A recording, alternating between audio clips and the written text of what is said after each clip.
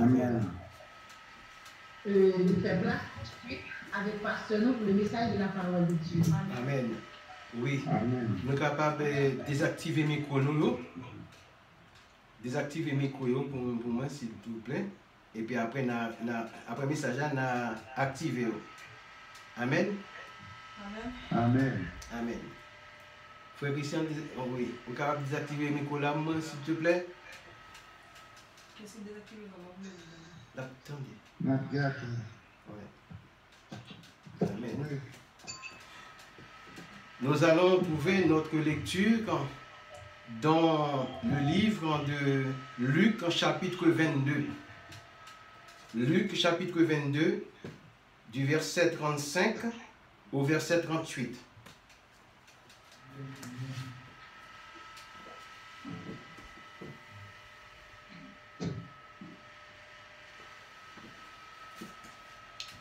Et le thème du message, c'est la temporalité et l'intemporalité. La temporalité et l'intemporalité.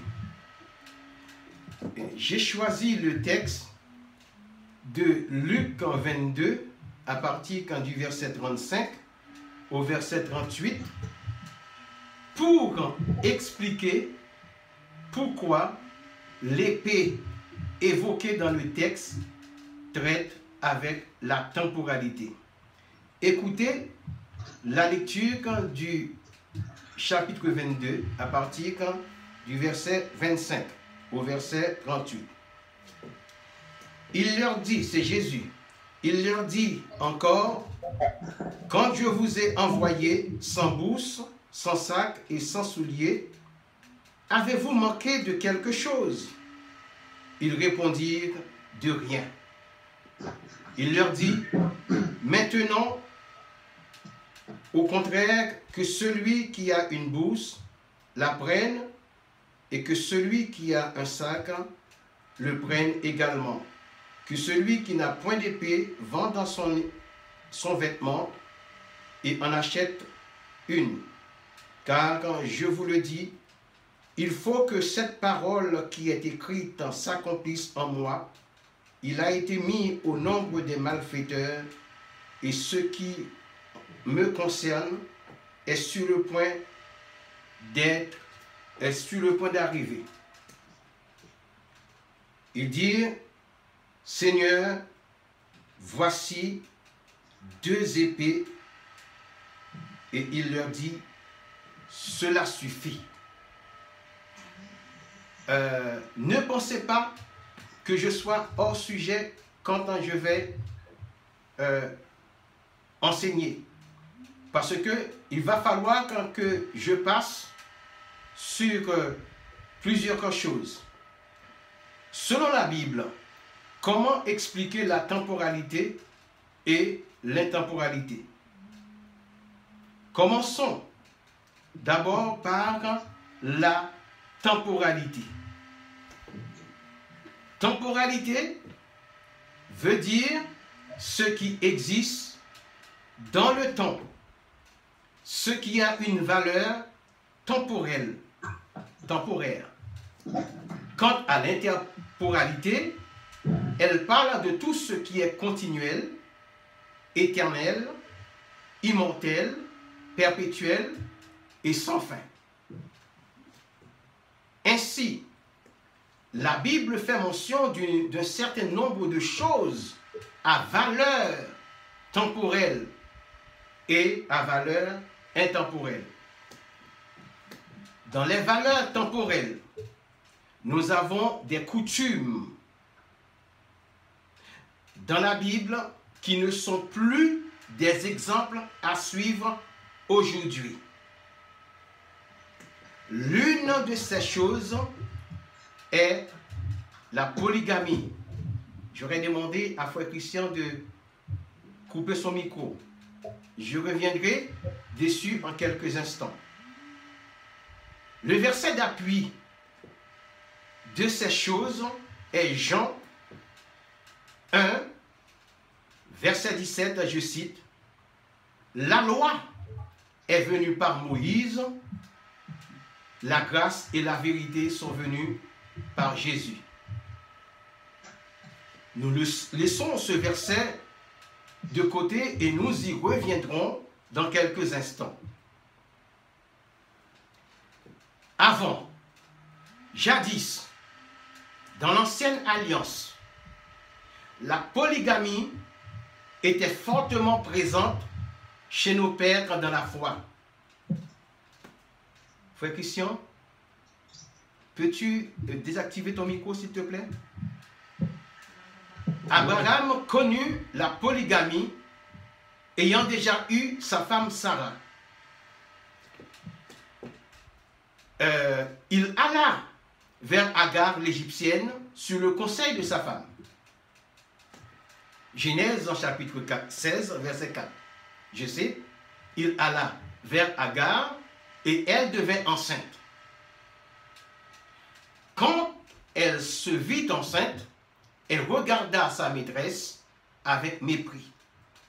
Jacob, ayant déjà eu Léa pour femme, avait pris aussi Rachel, la sœur cadette de Léa. Jacob a eu 7 enfants de Léa, dont une fille nommée Dina. Les filles de Léa sont Ruben, premier-né de Jacob, Siméon, Lévi, Judas, Isaacar et Zabulon. Il eut ensuite 2 fils avec Bila, la servante de Rachel. Ce sont Dan et Nephtali. N'est-ce pas là une polygamie? Puis 2 fils avec Zilpa, la servante de Léa. Ce sont Gad et Azer. Ensuite, par miracle, Rachel, qui ne pouvait pas enfanter, donna 2 fils à Jacob. Ce sont Joseph et Benjamin. Vous allez me comprendre. Hein? Et Léa, qui pensait avoir cessé d'enfanter, après son 4e enfant, enfanta encore 2 autres enfants à Jacob. Ce sont Zabulon et Dina. Voyez-vous, il connaissait Dieu.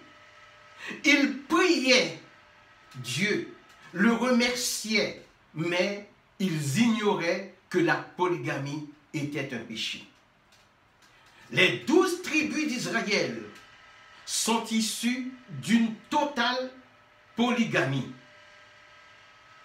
Et si nous parlions de la polygamie de David comme homme de Dieu selon le cœur grand de Dieu, dans 2 Samuel 3, versets 2 à 5, nous avons Achinoam, épouse de Saül, qui devient épouse du roi David.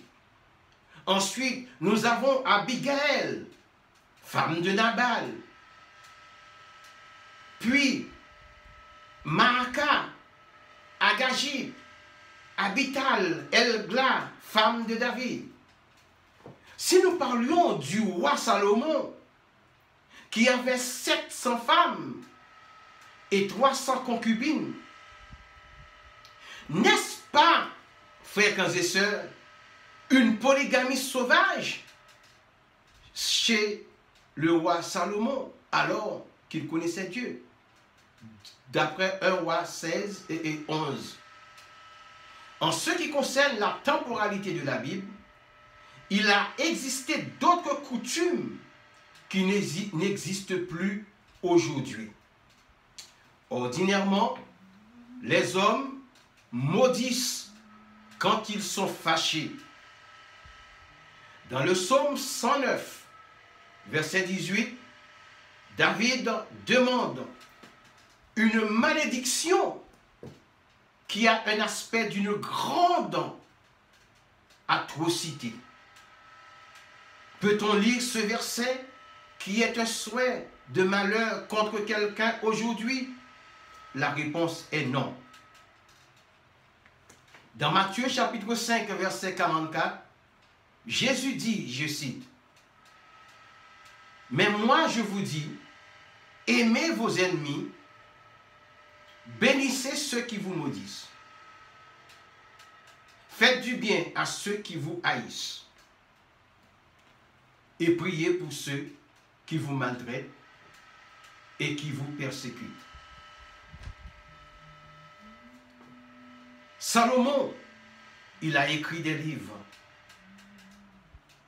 Cantique des cantiques et Proverbes.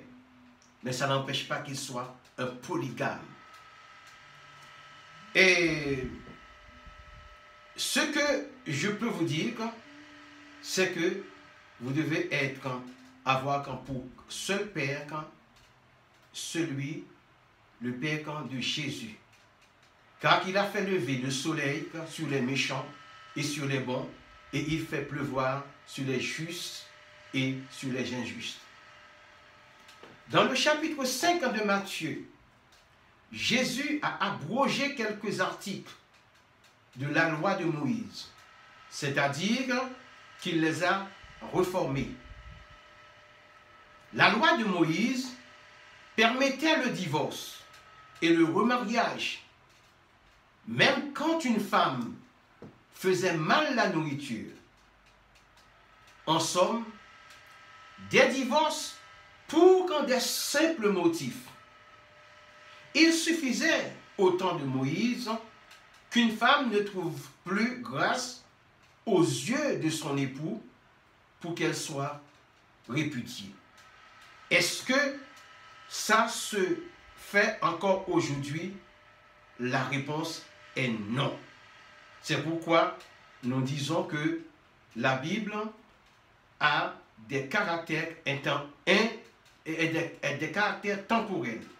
Dans Matthieu chapitre 5, versets 31 et 32, Jésus dit, je cite, « Il a été dit que celui qui répudie sa femme lui donne une lettre de divorce, mais moi, je vous dis que celui qui répudie sa femme, sauf pour cause d'infidélité, l'expose à devenir adultère, et que celui qui épouse une femme répudiée commet un adultère. » Jésus ajoute, sauf pour cause d'infidélité.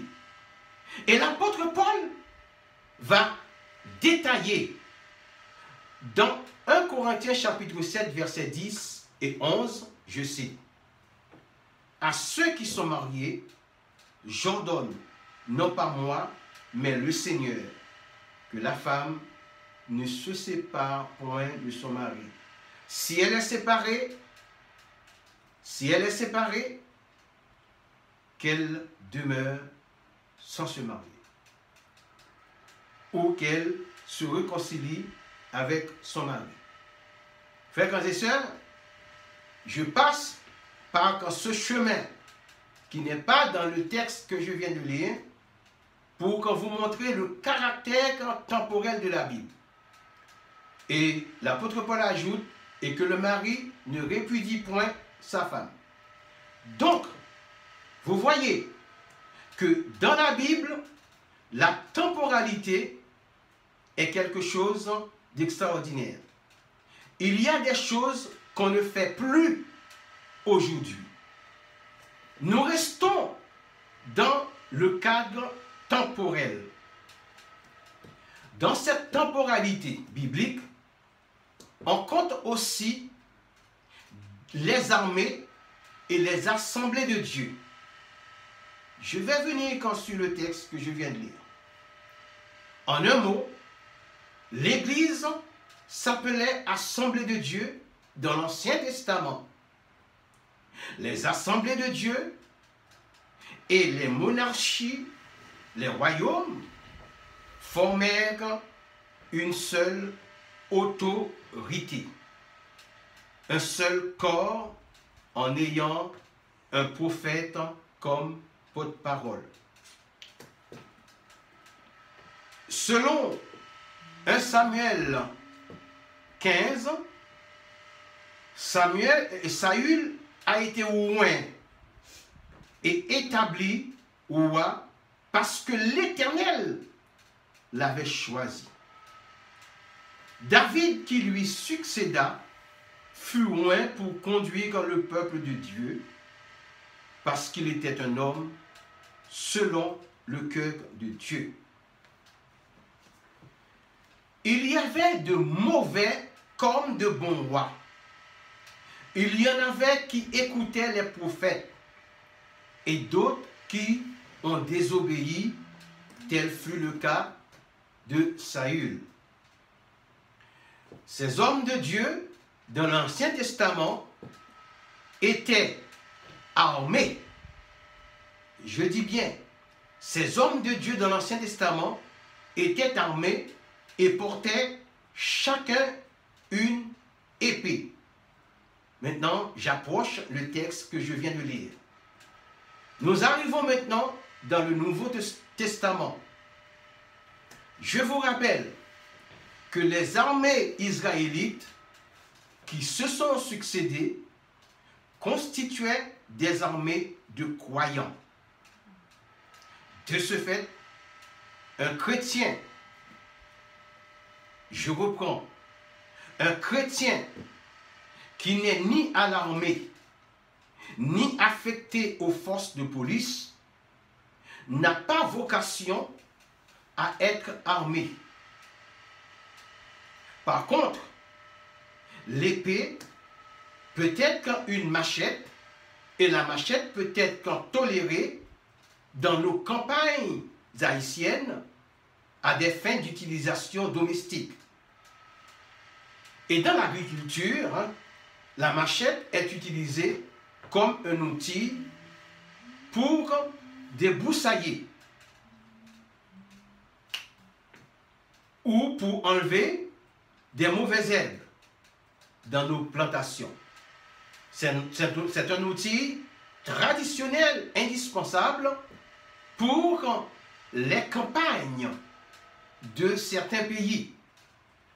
Et sans aucun doute, le chrétien qui est à la campagne peut avoir une machette à la main, mais pas en ville.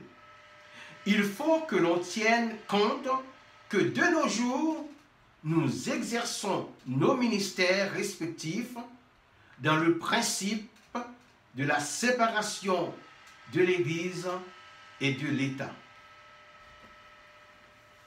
J'ouvre une parenthèse.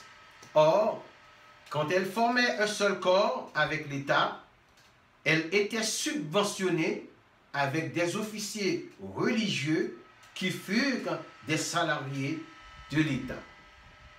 Mais, d'après la loi du 9 décembre 1905, l'Église a la liberté d'exercice du culte et la non-discrimination entre les religions.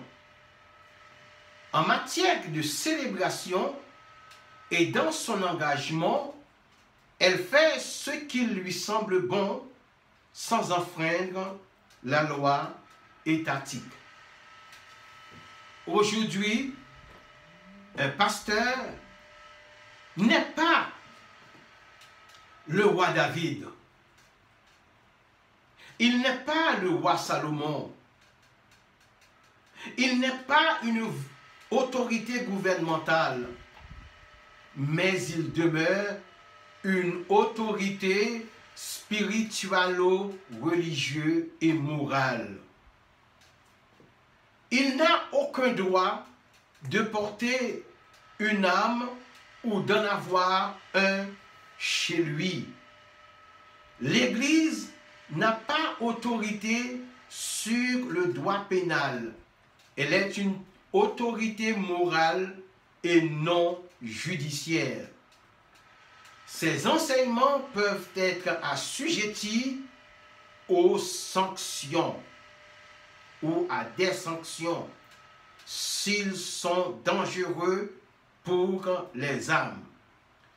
Toujours dans le cadre de la temporalité des Saintes Écritures, quand on parle de l'armée de l'Éternel, il ne s'agit pas d'une armée utilisant les armes, telles que les épées sous forme physique, mais une épée, d'après le texte que nous venons de lire, mais une épée qui n'est autre que la puissante parole de Dieu.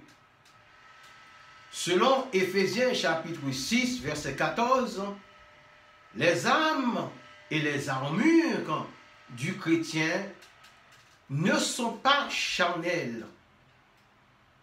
Prenons par exemple la vérité qui est la ceinture. Elle nous protège contre le mensonge de Satan quand celui-ci veut nous atteindre. Quand Jésus dit que celui qui n'a pas d'épée vende ses vêtements pour acheter une épée, il ne s'agit pas d'une épée charnelle. Parce que le verset 35 que nous venons de lire du chapitre 22 fait toute la lumière que là-dessus. Je cite, « Il leur dit encore, quand je vous ai envoyé sans bourse, sans sac, sans souliers, avez-vous manqué de quelque chose? » Ils répondirent, « De rien. » Il les envoie deux par deux prêcher la bonne nouvelle. Les démons leur étaient soumis au seul nom de Jésus.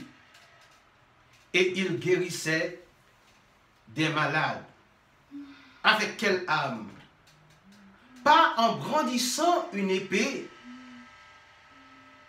ou un couteau pour menacer les démons, mais par la puissance de la parole de Dieu. Et cette parole, c'est une épée à deux tranchants.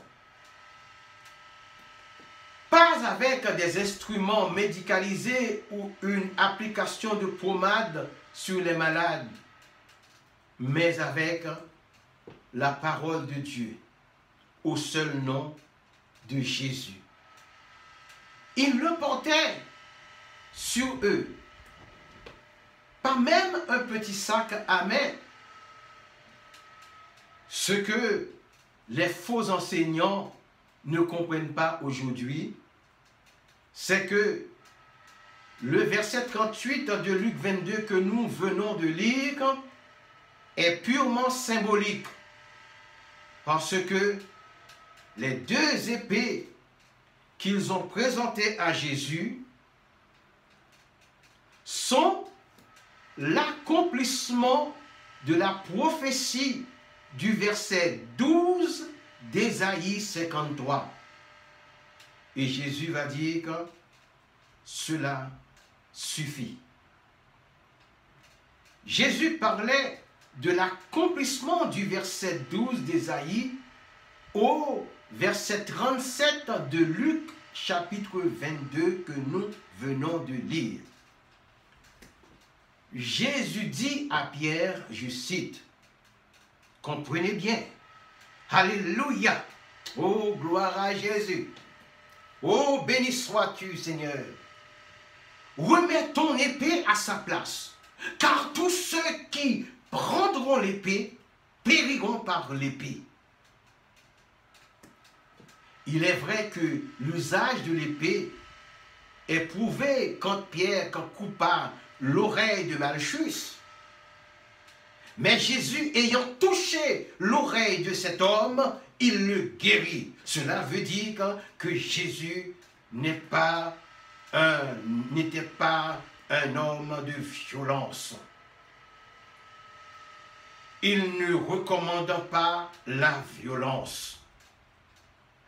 Vous, hérétiques qui m'écoutez, qui appuyez le fait que Jésus aurait autorisé le port d'armes à feu, par cela, vous faites preuve que vous n'êtes pas nés de nouveau. Il faut que vous naissiez d'eau et d'esprit pour interpréter la parole du Christ. Vous qui avez constamment insulté votre frère chrétien parce qu'il n'est pas allé à l'université, en les rabaissant au niveau de la classe de préparatoire 1, vous êtes plutôt victime de votre déclaration en interprétant Luc 22, verset 36, comme une autorisation de porter une arme à feu.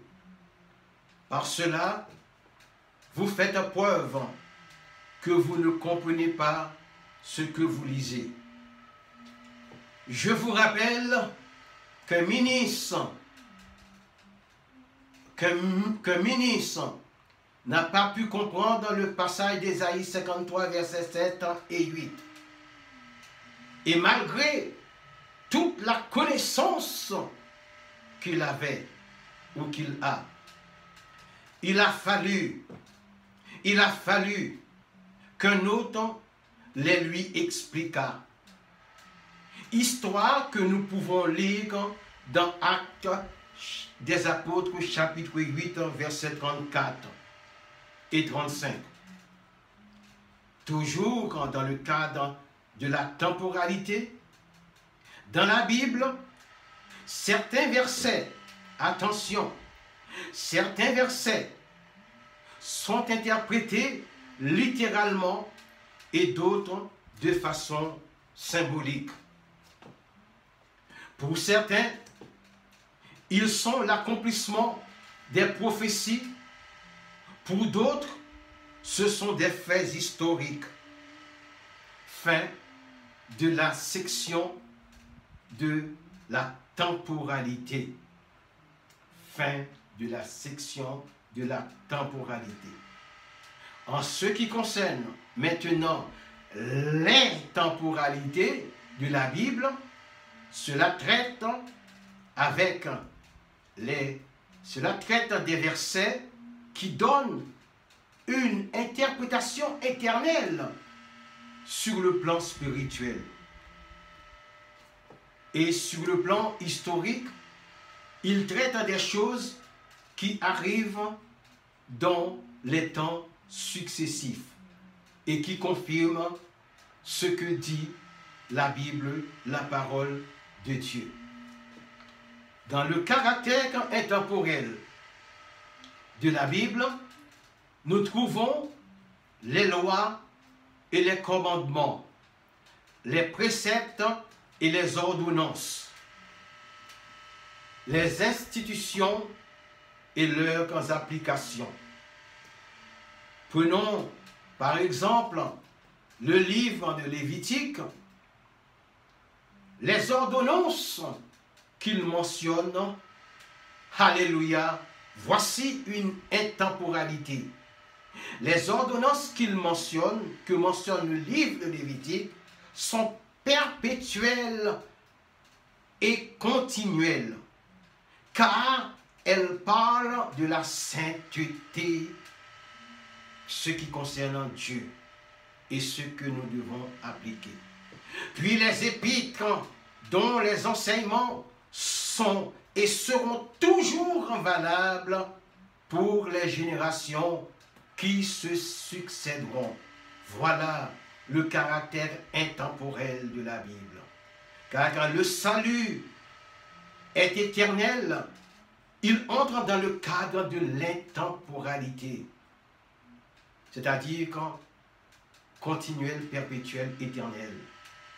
Que chacun sache que certaines choses dans la Bible ont leurs époques d'exercice et d'autres sont à valeur continuelle.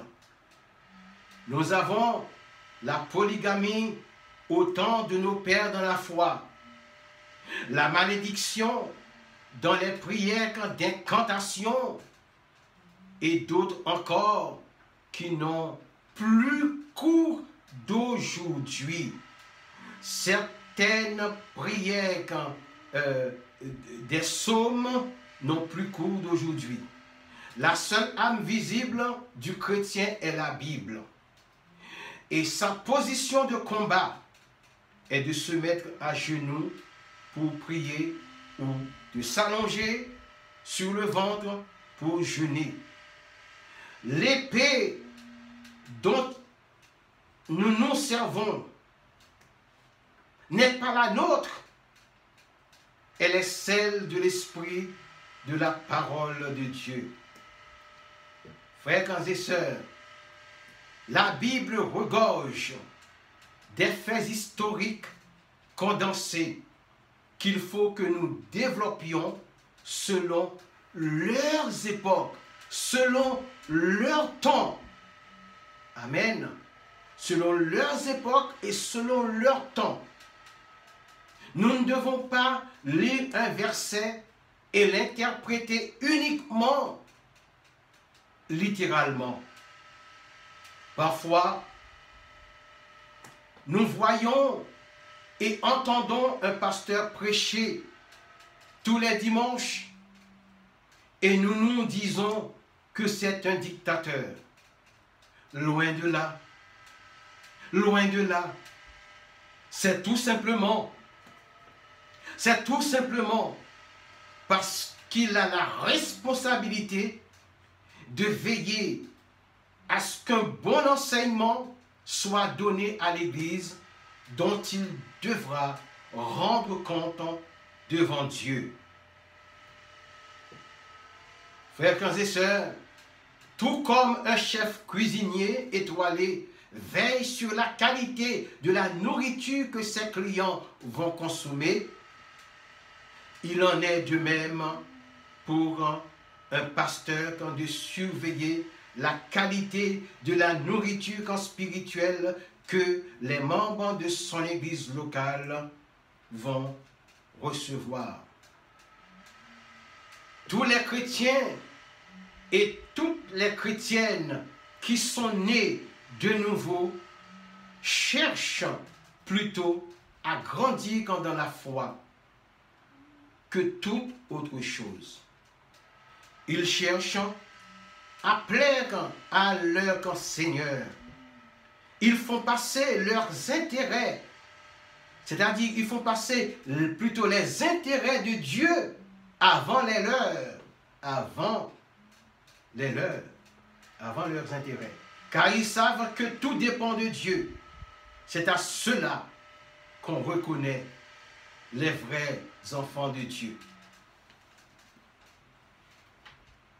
Que la grâce soit avec tous ceux qui aiment le Seigneur quand Jésus-Christ d'un amour inaltérable. Eh bien, frères et sœurs, nous avons lu un texte de Luc, chapitre 22. Dans ce texte, j'étais obligé d'aller prendre des choses dans l'Ancien Testament qui sortaient du contexte du texte que j'avais lu pour qu'on vous montre ce qu'est une temporalité de la Bible. Des choses qui se faisaient jadis et qui ne se font plus aujourd'hui. Les 12 tribus d'Israël ne sont-elles pas issues de la polygamie? Eh bien, la réponse est oui. La réponse est oui. Car Jacob avait Léa. Oh, alléluia! En même temps, pendant qu'il avait Léa, il avait aussi Rachel. Pendant qu'il avait Rachel, il alla aussi coucher avec la servante de Rachel et aussi la servante de Léa pour faire des bébés. La servante de Léa lui a donné 2 fils. La servante de Rachel lui a donné 2 fils. Et Rachel, qui ne pouvait pas enfanter, lui a donné deux enfants, 2 fils. Et Léa lui a donné 6 garçons, dont une fille, et 6 garçons et une fille qui s'appelle Dina. Chers amis, est-ce que ces choses se font encore aujourd'hui? La réponse est non. Donc, choisissons l'épée de l'esprit. Travaillons avec le discernement afin de mieux interpréter la parole que Dieu nous donne. Que le nom du Seigneur qu'en soit béni. Amen. Seigneur éternel, je te rends grâce, je te bénis parce que tu es merveilleux. Merci Seigneur éternel pour la délivrance de ce message, car quand tu as ouvert la porte du ciel, tu as ouvert les écluses des cieux, afin Seigneur éternel que je sois inspiré pour qu'on dise à ton peuple ces choses. Seigneur éternel, merci. Merci Seigneur éternel. Qui suis-je pour me donner ces choses à dire? Qui suis-je Seigneur? Je ne suis qu'un homme Seigneur éternel, mais tu n'as pas regardé à mes manquements, à ma faillibilité, mais tu as regardé à la foi que je manifeste pour toi. Seigneur éternel, je te demande de bénir celles et ceux qui m'ont écouté et qui sont sur les réseaux sociaux. Seigneur éternel, notre Dieu, je te demande, Père, d'agir au nom de Jésus. Amen. Merci Seigneur. Amen. Amen. Amen. Amen. C'est vous-même, Seigneur. En Jésus, et en confiance, et sans mesure, yo pas en danger, délivrance assurée, à confiance, non marcher, à confiance, à triompher, à confiance, jusqu'à la fin. Bon Dieu va nous ouvrir chemin. À confiance, nous allons marcher. Pour que court persévérer. Jésus-Christ fait nos promesses. Et avec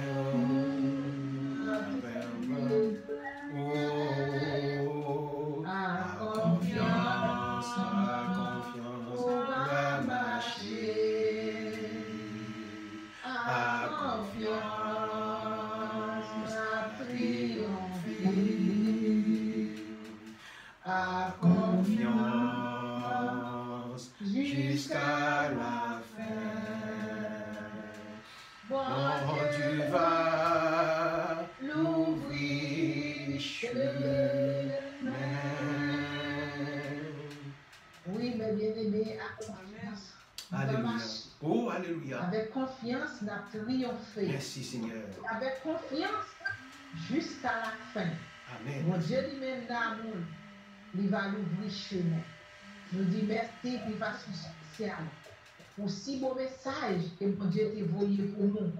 Et que le message ça nous capable de prendre, pour nous encaisser, pour nous ruiner de jour en jour, pour nous capable de comprendre la parole de Dieu. Et bien, mes bien-aimés, nous allons faire prière. Nous allons prier ensemble. Amen. Nous allons remercier mon Dieu d'une façon spéciale Oui, pour Seigneur. tout ça que tu as fait. Et pour tout fait que nous allons mettre fin dans le service là, nous allons mettre tout dans mes bons Dieu. On nous prie ensemble. Oui, Seigneur. Et après, pasteur va faire prier, va prononcer bénédiction finale pour nous après que nous finissons prier. Amen. Seigneur éternel, Dieu Dieu Tout-Puissant, Tout-Puissant, Créateur du ciel, Seigneur éternel, Dieu. Merci, Seigneur éternel, pour grâce au Seigneur. Merci, Seigneur éternel, pour sortir fait dans la vie, Seigneur éternel. Seigneur, quand nous voulons marcher correctement avec vous, Seigneur éternel, notre Dieu. Mais, Seigneur éternel, nous gagnons empêchement, Seigneur éternel, c'est le roi. Empêchement, Seigneur éternel, c'est l'homme, le vieil homme, Seigneur éternel, qui s'attache encore à nous, Seigneur éternel, et qui nous empêche, Seigneur éternel, de faire ce qui est bon, Seigneur éternel, Dieu Tout-Puissant. Seigneur, comme matin, nous demandons quand papa, ouah nous, Seigneur éternel, la force, ouah nous, Seigneur éternel, le courage, Seigneur éternel, notre Dieu. Mais service en ça, Seigneur éternel, le prochain service, Seigneur éternel, notre Dieu, nous mettons en nom, Seigneur éternel, en Dieu des armées. Nous demandons, Seigneur, en Père, en Saint, ouah permettre, Seigneur éternel, que nous portions du fruit, Seigneur éternel. Pour moi-même, de ma part, Seigneur éternel, mon seul promesse, moi capable de faire au Seigneur éternel. Moi, connais, Seigneur éternel, la bataille la dure quand Seigneur éternel. Mais Seigneur éternel, si vous c'est capitaine, non, Seigneur éternel, moi, connais, Seigneur éternel, nous pour remporter la victoire quand Seigneur éternel, mon Dieu. Une bataille là difficile, Seigneur éternel, notre Dieu. Bataille là difficile, mon Dieu. Mais nous demandons quand papa, ouaba nous force en Seigneur éternel, ouaba nous courage en Seigneur éternel, pour nous capables de supporter, Seigneur éternel, notre Dieu, Seigneur éternel, notre Dieu. Seigneur, l'éternel en désormais, Seigneur éternel, on connaît force nous, Seigneur éternel, notre Dieu. On connaît, Seigneur éternel, notre Seigneur éternel, long corps, Seigneur éternel, et que ce corps, Seigneur éternel, mon Dieu, l'hérité, Seigneur, comme le péché adamique, Seigneur éternel. Oui, Seigneur éternel, le vieil homme, Seigneur éternel, mon Dieu. Oh, Seigneur Jésus, oui, Seigneur éternel, a fait la guerre avec nous, Seigneur, comme mon Dieu. Et c'est pour cela, Seigneur éternel, le matin, Seigneur, nous demandons qu'en Père Saint, ouaba nous force en Seigneur éternel, ouaba nous courage en Seigneur éternel, notre Dieu. Ça y est, Seigneur éternel, qui est malade, ça y est, qui est couché à l'hôpital, ça y est, Seigneur éternel, qui connaît avec nous, Seigneur éternel, qui est connecté avec nous, Seigneur éternel, Seigneur, quand il pas connecté matin, Seigneur, nous demandons qu'en Père Saint, ouah, nous vivifier au Seigneur éternel, ouaba une force, Seigneur éternel, notre Dieu, oui, dans la situation, Seigneur éternel, notre Dieu, ouaba au Seigneur, un esprit de courage, un esprit de persévérance, Seigneur, mon Dieu, me demandons qu'en Père Saint, que Seigneur éternel, moi béni, Seigneur éternel, tout saillot qui est capable, ouais, mal pour moi, Seigneur éternel, notre Dieu, béni au lieu que nous me dit, Seigneur éternel, parce que Seigneur éternel, malédiction, Seigneur éternel, a dû sortir l'embouche aux chrétiens, Seigneur éternel, parce que vous dit, c'est une bénédiction que nous devons bailler, Seigneur éternel, en Dieu Tout-Puissant. Nous mettez dimanche prochain, Seigneur éternel. Pas quitter, Seigneur éternel, que des embûches capables viennent entraver chemin, viennent entraver route, Seigneur éternel. Ça me capable pour Seigneur éternel. Seigneur, capable de débarrasser, Seigneur éternel, de tout obstacle, Seigneur éternel, notre Dieu. Nous capable d'apparaître, Seigneur éternel, devant toi comme un homme, Seigneur éternel, un ouvrier, Seigneur, mon Dieu. Capsez-vous, papa, nous bénissons au nom de Jésus. D'une façon spéciale, nous demandons au Seigneur que dimanche, dimanche, Seigneur, des bénédictions pour nous, papa. Dimanche, Seigneur, parce que nous connaissons. Alléluia, Seigneur éternel, Dieu des armées. Nous bénissons, Jésus. Nous bénissons en Jésus. Nous rendons gloire en Seigneur. Nous rendons grâce en Seigneur. Oui, Seigneur. Amen. La louange au siècle des siècles. Amen. Amen. Nous remettons toutes les slaves à le pasteur qui va faire bénédiction pour nous parce que Nicolas n'a pas micro là, pas désactivé, pasteur, nous remettons ça maintenant. Amen, amen, amen.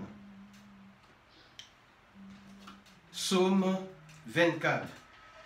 À l'Éternel, à la terre et ceux qu'elle renferme, le monde et ceux qui l'habitent, car il l'a fondé sur les mers et affermi sur les fleuves. Qui pourra monter à la montagne de l'Éternel, qui s'élèvera jusqu'à son lieu saint, celui qui a les mains innocentes et le cœur pur, celui qui ne livre pas son âme au mensonge et qui ne jure pas pour tromper.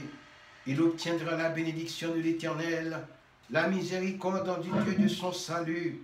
Voilà le partage de la génération qu'il invoque, de ceux qui cherchent ta face, de Jacob. Portes, élevez vos linteaux, élevez les portes éternelles, que le roi de gloire qu'en fasse son entrée. Qui est ce roi de gloire? L'Éternel fort et puissant, l'Éternel puissant dans les combats.